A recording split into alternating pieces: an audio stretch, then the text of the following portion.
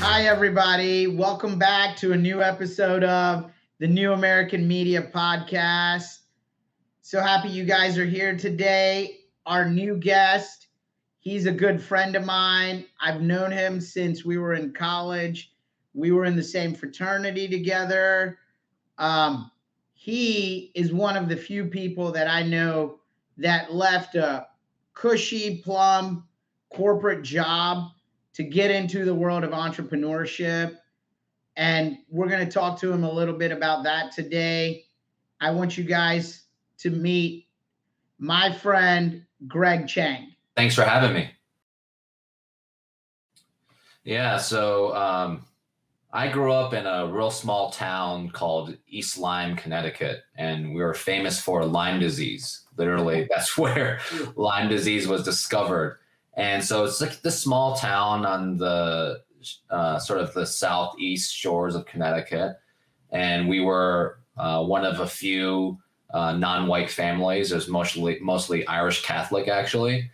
And, like many minorities, many first or second generation, we really stood out.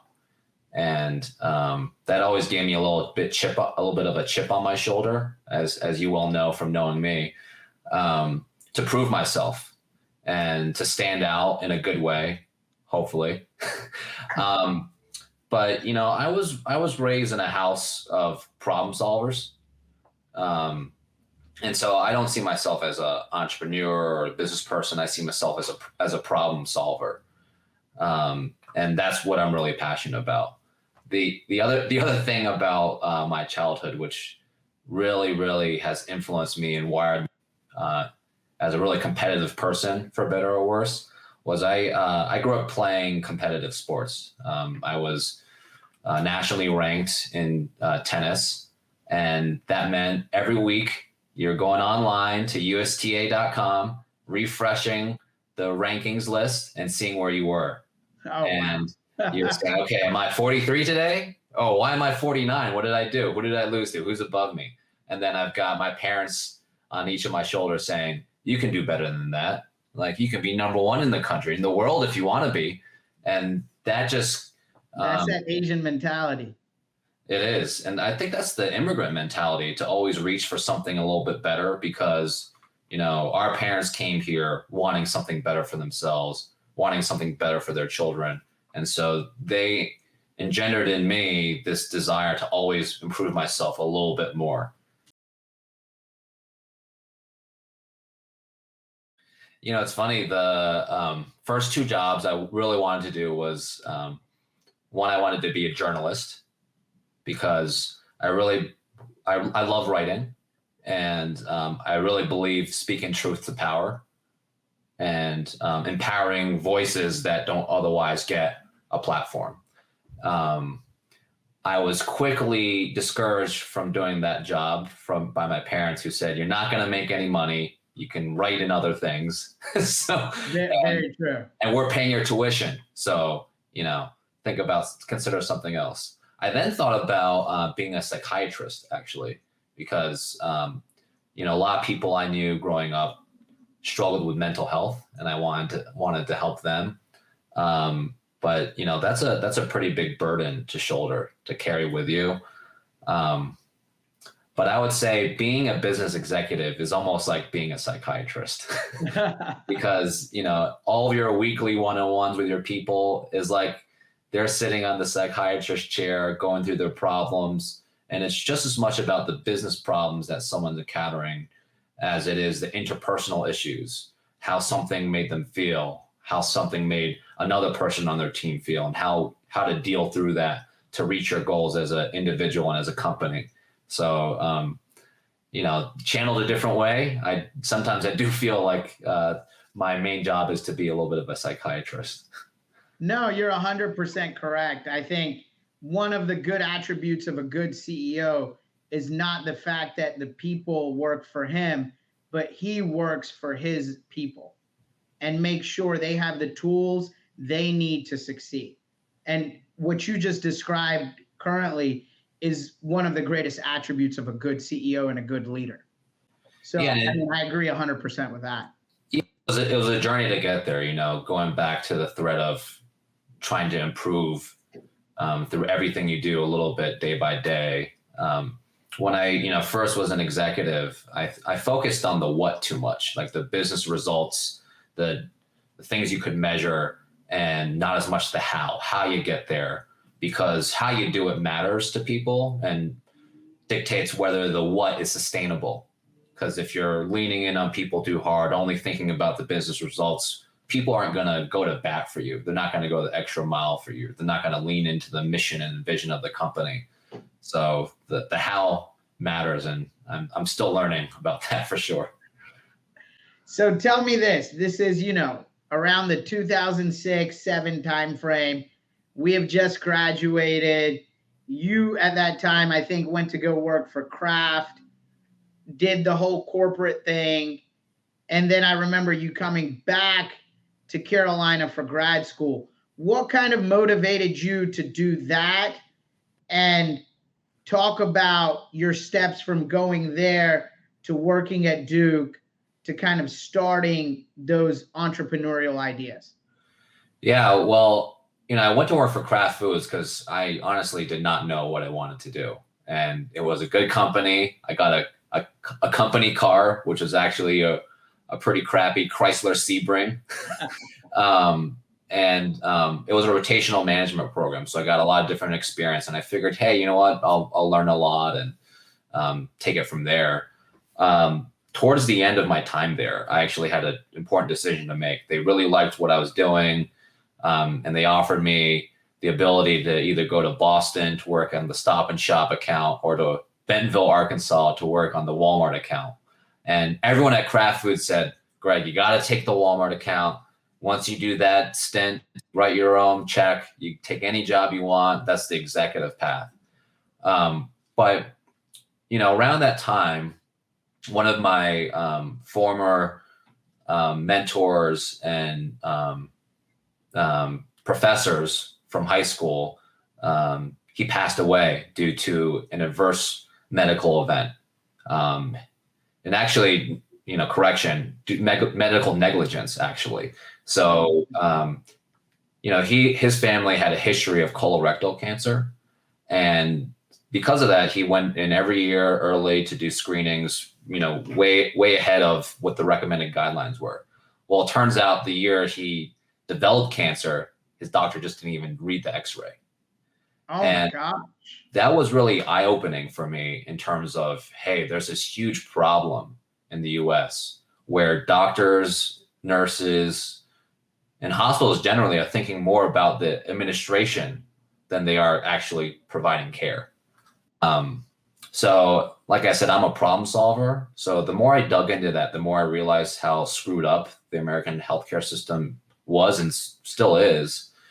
And so, not having a science inclination, I said, okay, well, I'm not going to be a doctor, but I could help the health system by getting into administration, thinking about public health. And that's why I went back to UNC to get my Master's of Healthcare Administration at the Gilling School of Public Health, which was just an amazing experience. So I created a Facebook page for Duke Orthopedics. I grew up from 0 to 100,000 followers. Oh, wow. I did a lot with Google AdWords before that was proliferated within healthcare. And, just through those efforts, we generated multi-million dollars in incremental revenue that you could attribute. But instead of talking about that, I got called into the chief compliance officer's office and was told, hey, you can't do this. There's no policy for social media. You're talking to patients online. Like, you can't do that without guidelines and rules. And so I just became incredibly frustrated because I felt I was doing a great service to the organization, but I was reprimanded for it. Around that time, I started to learn more about technology startups, that whole space. And I began learning more about how collaboration between doctors and healthcare organizations was not as fast as one might like. So to get from an idea to going through that idea with multiple institutions, creating new science was a very long process. And that was the beginnings of the idea for 4MD, this private physician social network that we created, where we started with Duke Orthopedics. We built an alumni network for them.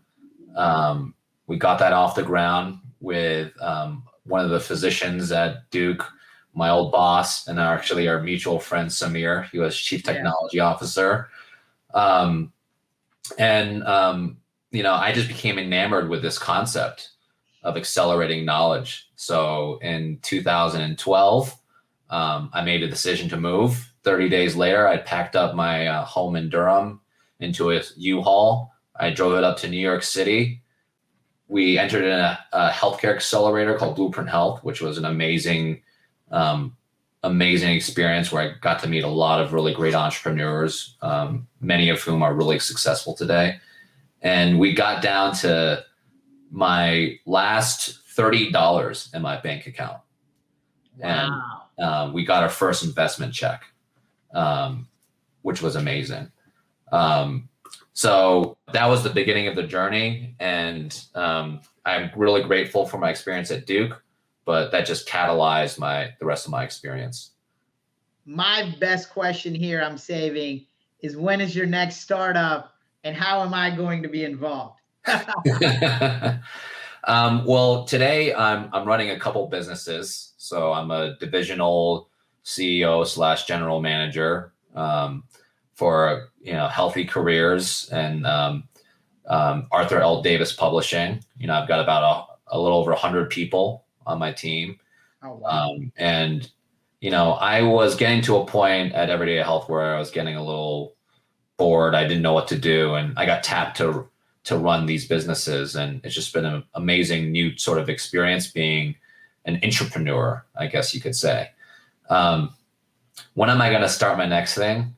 Like I said, it's about problem solving. So the next time a problem just really grabs me by the collar, where I feel possessed by it and I feel just a need to solve it, that's when I'm going to do my next thing, whether that's starting something, buying something that has some unlocked potential that I think I can help it realize. That's really where it's going to come in. So if I ever need a head of sales or someone to help me finance the company, I'll definitely give you a call. No, definitely. That's great. Well, it's good to have you on the pod, man. Anything else you want to kind of talk about in terms of being an entrepreneur, being kind of a new American in that sense, and how that kind of shapes your philosophy from your upbringing, your parents, all of that, to the person you are today? And, I want to tell everyone this: you are now a father, and kind of some words of wisdom that you would give to that next generation of entrepreneur. Yeah, I think there's a lot of entrepreneurs who like the idea of being an entrepreneur, and they like the fact that, hey, if I raise money, I'm going to get publicity and all of that. And it's really more about, hey, what problem can I solve for people? Can I make someone's life a little bit easier and do that at scale? And if you can lean into that, then I think that's where you'll find success. The thing I think about as an immigrant, it's not something I consciously think about anymore, but it's definitely ingrained in me, is I try to represent my background and my people as well as possible every day, because there's a whole host of people here who don't get exposure regularly to people who are you and me, or are different shades of brown. And the only way that we're going to become better as a country is if we can work together, get to know each other better. And I try every day to make a good impression, because I think there's just so much potential that's unlocked through immigrants. That's the backbone of this country. And I just want people to I want people to realize that's what really drives this great country. No, that's amazing. I couldn't have said it better myself, to be honest with you. Thank you for coming on the pod. It's great having you, and looking forward to when we can hang out again and throw down a couple of drinks. It'll be soon. Yes. All right. Thanks for having me. I really appreciate it. Definitely. Thanks, Craig.